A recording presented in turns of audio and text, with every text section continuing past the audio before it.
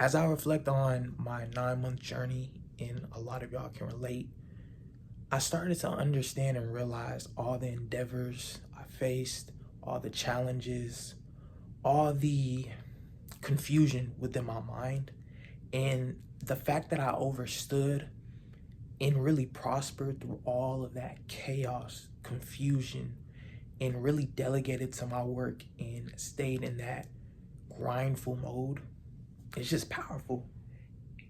And I feel like I never really understood it, simply because when I would self-reflect on it, we essentially see it in terms of, we gotta get to it. We gotta work, we gotta grind. I have to get to it. But do you understand, you are dead ass putting away your ego, certain emotions, certain enrooted perspectives, bro, of maybe you're tired, but you keep going. Maybe you had to sacrifice because you were supposed to go see family, but you got to get on this laptop, on this phone, edit up some creatives. And it's not even just the sacrifice, it's the elevation. I'm just really looking at my life and all the things that I overstood, every negative thought, every unconscious loop that my mind would be stuck in, and all the negative repetitive cycles I would think. And I really prospered through that, same as y'all. So what I'm just saying today and in this video is just having an understanding for all the things that you have elevated from and understood through self-reflecting. So essentially, one of my things that I often faced was unconscious thought patterns, all right? But when you really dissect the thought pattern and what is happening inside of that thought or that perspective, you really start to see a terms of self-reflection. You start to see a part of yourself or a part of the world that you perceived as, whether it was accurate or not. And you really see how that created a foundation of your reality as how you live the world day to day. And through that, you can extract certain aspects of what you perceived as, and you can, then put in a new identity, a new identification of self. And it's just powerful because it's like a snowball effect. It keeps rolling and rolling, and then suddenly you create this whole new version of self, this whole new strategical mind, this mind that isn't even just operating off of, I'm trying to get to the money, but elevation itself. So I want y'all to understand that every win, loss, whatever you have endured on your journey, give yourself a round of applause and always self-reflect on that shit. Because that self-reflection is the elevation to the next step, the next door, the next path in life, bro. Whether it's business, whether it's just you, whether it's a relationship, it doesn't matter. It all just correlates hand by hand. I had made a videos on my Instagram, and I was talking about how I was in robot mode for pretty much the first 9 months of my monk mode. Didn't speak to anyone. Only time I talked to somebody was before I moved to Houston, so I could, see my friends, tell them bye. And I was just stuck in these repetitive thoughts while working. So I would work physically, but mentally I was in a whole nother state, dimension. Like, I was gone, bro. I was out of my body. And long story short, I will always get to these states of, is this how I'm going to live my life? And at first I was prepared. I may be out of my mind. I may have lost my fucking mind, but I'll be rich. And I was so acceptant upon that. I was like, I'll be driving a Lambo with a lost mind. And that's a dub to me. Simply because I glorified these external things that we see as wealth instead of the internal mind that produces the wealth.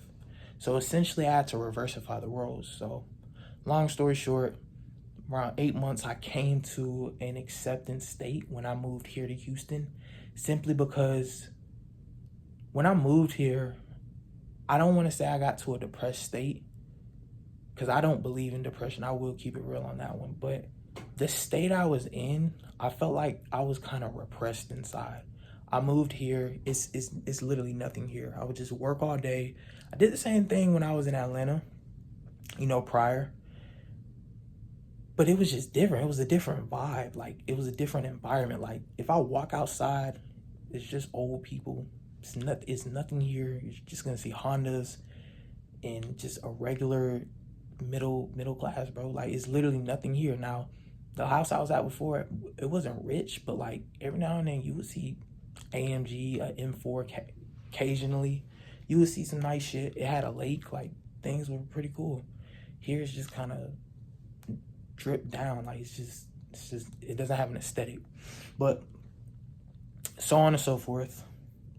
When I came here, and after my third week, I started to really look at myself, and I got to a point of I needed to strive for purpose instead of these external things that we glorify and identify as success.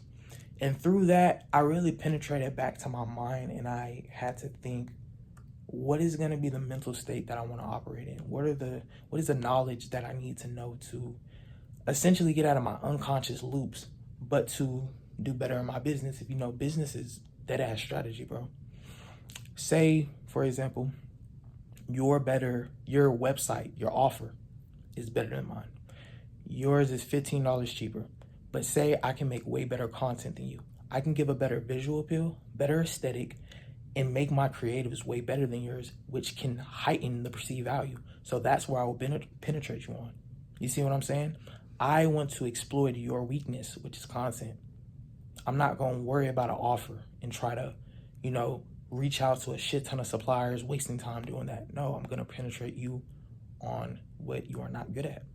And that's how you can win. That's my Musashi right there. Look at the 5 rings. But to keep progressing this, I came to a state of I need purpose.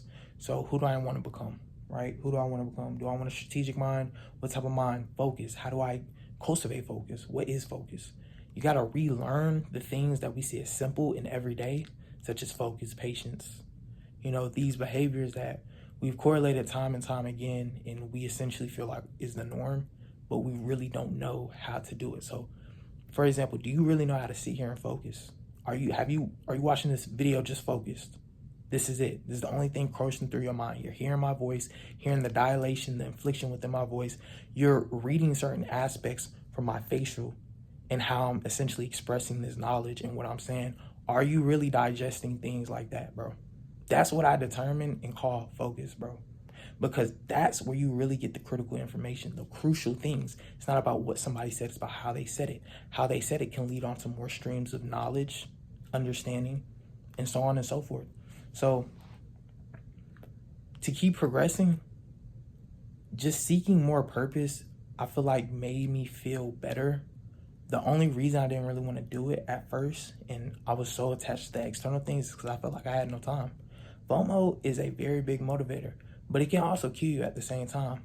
I used to work 24/7, and I still do work 24/7 pretty much, but it's more delegated to refreshing my mind. I'll have periods where maybe I might meditate for 10 minutes. I might do certain things to just let my mind sit and kind of recultivate. But going on to back what I was saying, I felt like I didn't have any time, so I just kept going. And that right there made me lack self-reflection. That's why I wasn't elevating. I felt like I was really just at this current, or more so like this, when it could have been like this if I would have focused on elevating the mind. The eternal mind, bro, your mind is your biggest weapon. It's not about how much work you actually put in. It's about how you delegate it. What's the quality of it? Did you make the right decisions? This is why I say breaking down aspects within everything to see the crucial knowledge. Okay? But purpose over pleasure. And what I was chasing was pleasure. A pleasure of a Lamborghini. Not the Lamborghini itself, but the identification of it, the status of it, the feel of it. Not the purpose of what I can become, what I can go seek, who I'll transcend to in the process. So it's just giving me a more eye-opening view of the real possibilities of what self can become. Not of what self thinks he is. I'm not the Lambo. I'm not the jewelry. I'm not any of that. That's still ego. All right? So I want y'all boys to really regress off of your work so you can reflect and see, what direction am I really heading into?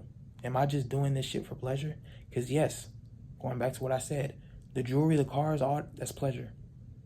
There's nothing wrong with them, but it's still something that is to a lower degree of self. That's not you. So let's progress to what you really are.